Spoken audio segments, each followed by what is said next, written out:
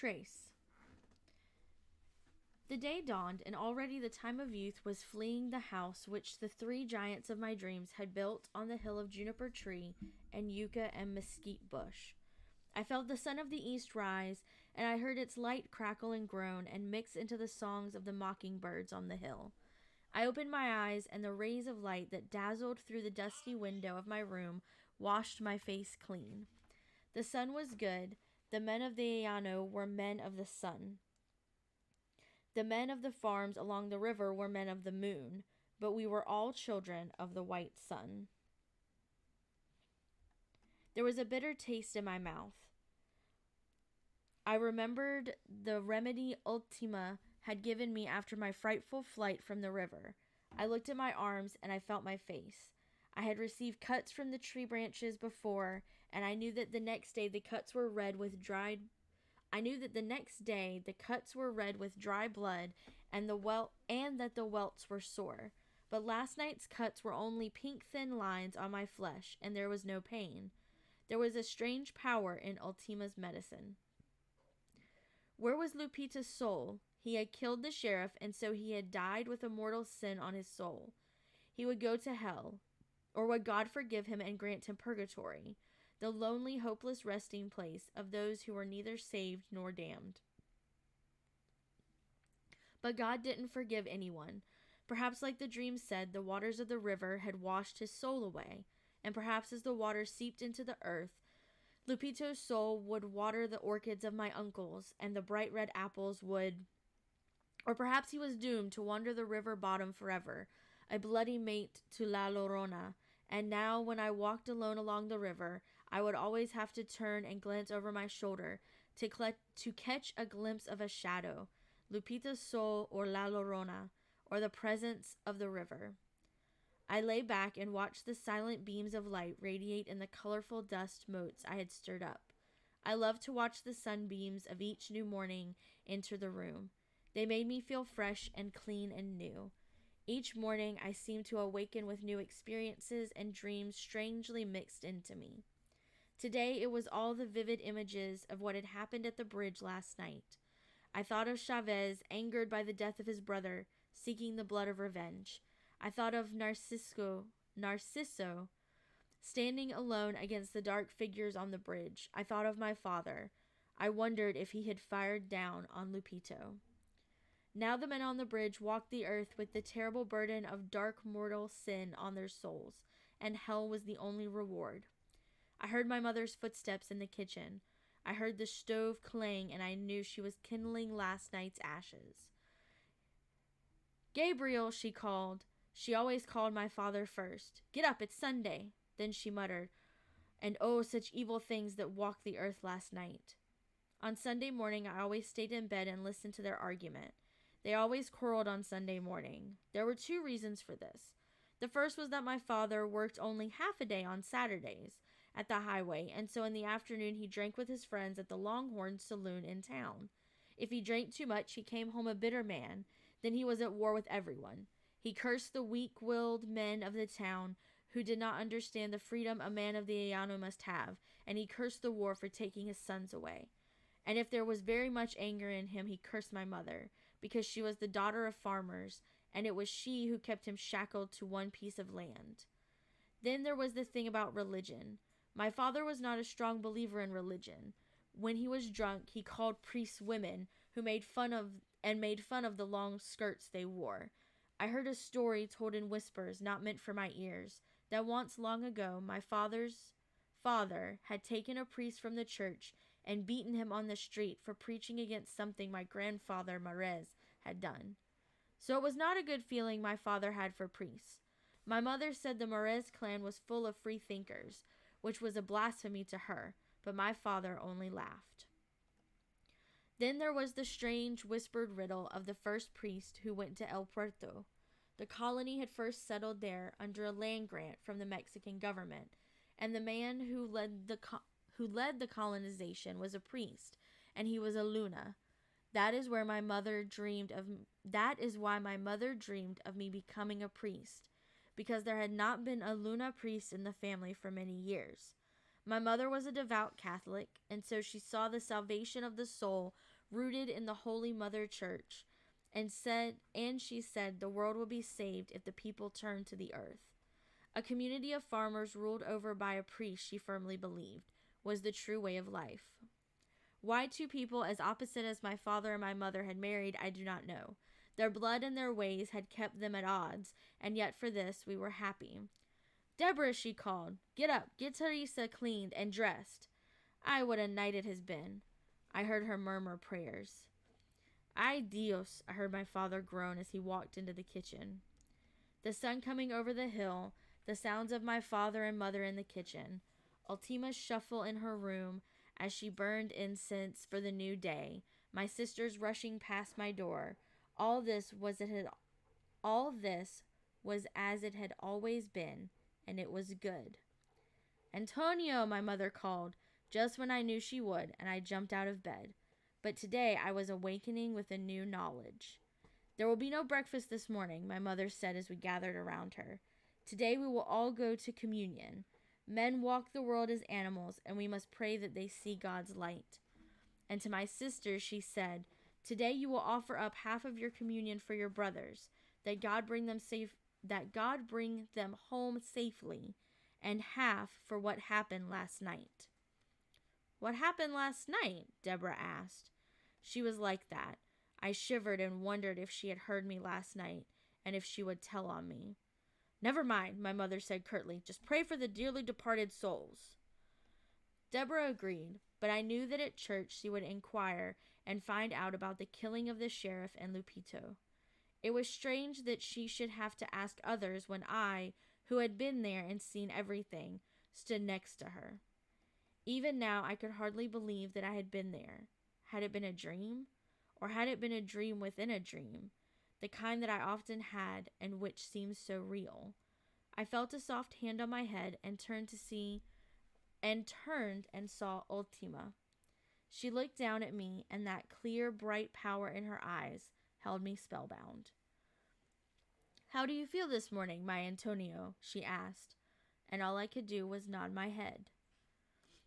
Buenos dias, le de Dios grande, my mother greeted her. So did my father, who was drinking coffee at the big chair he kept by the stove. Antonio, mind your manners, my mother urged me.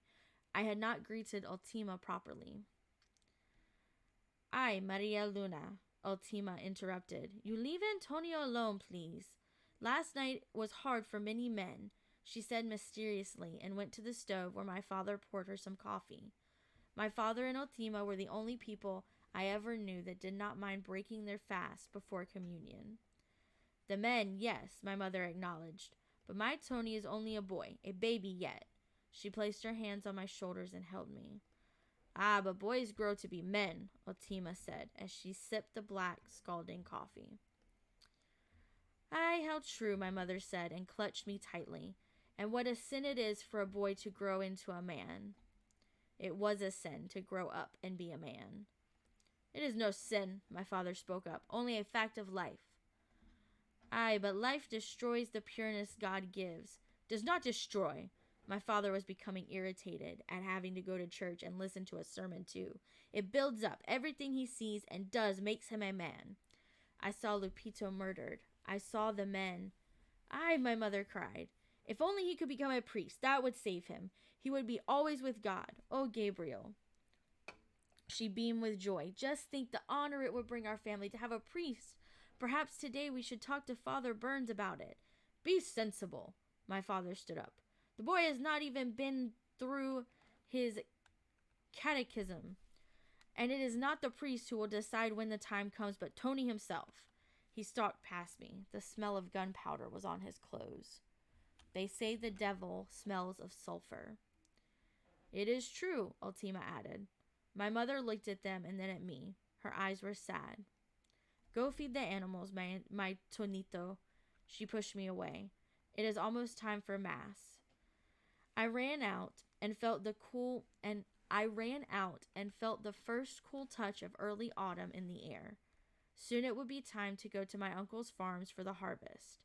Soon it would be time to go to school. I looked across the river. The town seemed still asleep. A thin mist rose from the river. It blurred the trees and buildings of the town. It hid the church tower and the schoolhouse top. Y a las campanas de la iglesia están doblando.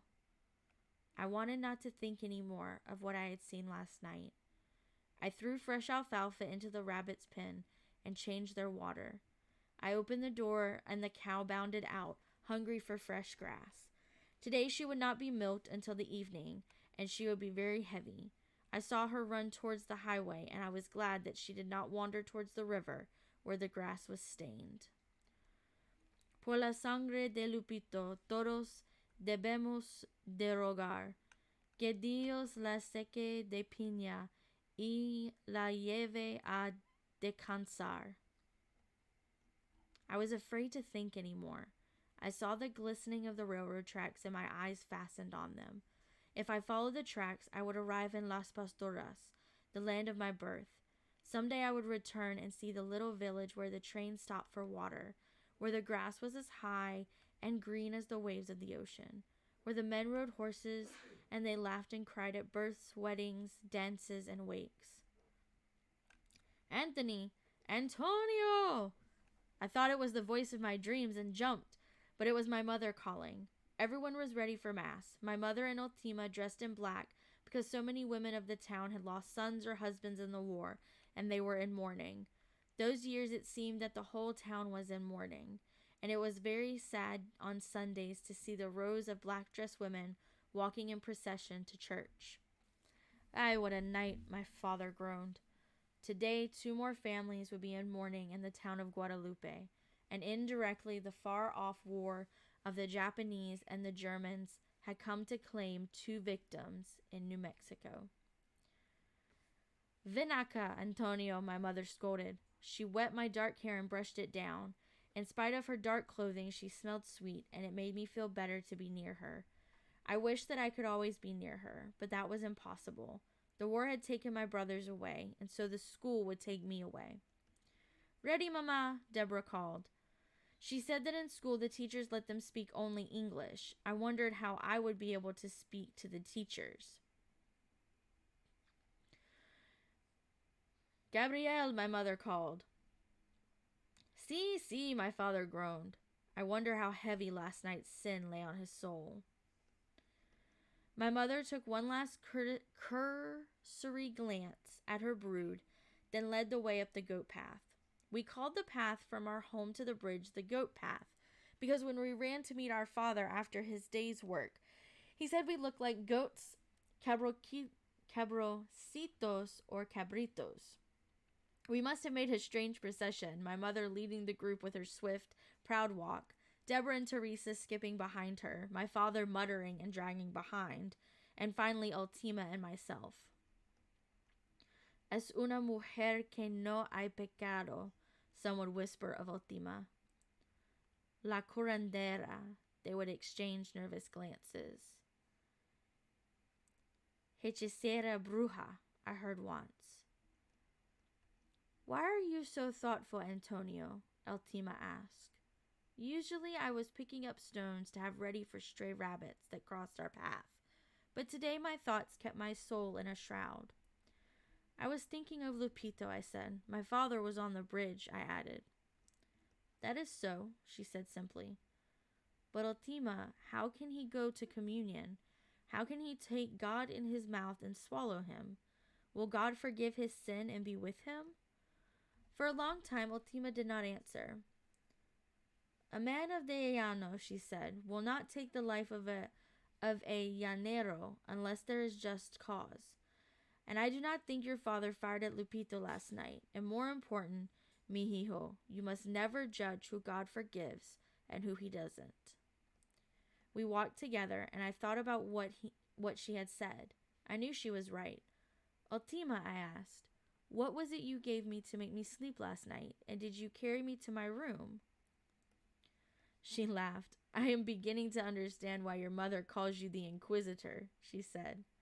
But I want to know. There are so many things I want to know, I insisted. A curandera cannot give away her secrets, she said. But if a person really wants to know, then he will listen and see and be patient. Knowledge comes slowly.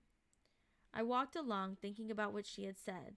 When we came to the bridge, my mother hurried the girls across, but my father paused to look over the railing. I looked too. What happened down there was like a dream, so far away. The brown waters of the river of the Carp wound their way southward to the orchards of my uncles. We crossed the bridge and turned right. The dirt road followed the high cliff of the river on this side. It wound into the cluster of houses around the church, then kept going, following the river to El Puerto. To our left began the houses and buildings of the town. All seemed to turn towards the main street of town except one.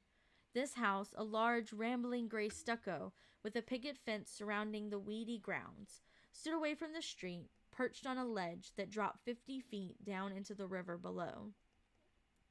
A long time ago, the house had belonged to a very respectable family, but they had moved into town after the waters of the river began to cut into the cliff below them. Now the house belonged to a woman named Rosie. I knew that Rosie was evil, not evil like a witch, but evil in other ways. Once the priest had preached in Spanish against the woman who lived in Rosie's house, and so I knew that her place was bad. Also, my mother admonished us to bow our heads when we passed in front of the house. The bell of the church began to ring. Una mujer con un diente que llama a toda la gente. The bell called the people to 6 o'clock Mass. But no, today it was not just telling us that in 5 minutes Mass would begin. Today it was crying the knell of Lupito. I heard my mother cry and saw her cross her forehead. La campana de la iglesia está doblando. The church bell tolled and drew to it the widows in black, the lonely, faithful women who came to pray for their men. Armense vivos y defuntos, aquí estamos todos juntos. The church rose up from the dust of the road.